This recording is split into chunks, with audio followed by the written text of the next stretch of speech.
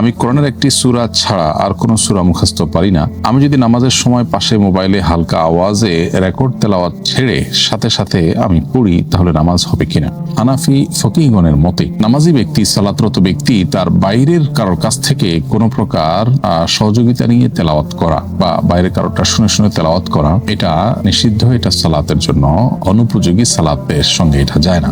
এরকম যদি আপনি করেন তাহলে হানাফি ফকিহদের মতে আপনার নামাজ ভঙ্গ হয়ে যাবে। আপনার শুধু একটি সূরা মুখস্থ থাকলে প্রয়োজন আপনি এই একটি সূরাই উভয় রাকাতে বা সবগুলো রাকাতে পড়বেন এবং দ্রুততম সময় এর সাথে আরো সূরা মুখস্থ করে নেবেন, কমপক্ষে 2টি, আর সম্ভব হলে যে কয়েকটি সম্ভব আপনি সূরা মুখস্থ করে নেবেন। একদিন চেষ্টা করলে একদিনের মধ্যেই একটা ছোট সূরা মুখস্থ করে ফেলা একেবারে অনায়াসে যে কোনো ব্যক্তির জন্য সহজ। আপনি রেকর্ড তেলাওয়াত চালু করে রেখে তার সাথে তাল মিলিয়ে পড়ার যে কসরত, সেটা না করে বরং আমার মনে হয় আপনি একদিনের মধ্যে চাইলে সূরা মুখস্থ করে ফেলতে পারেন এবং সেটাই আপনার করা উচিত।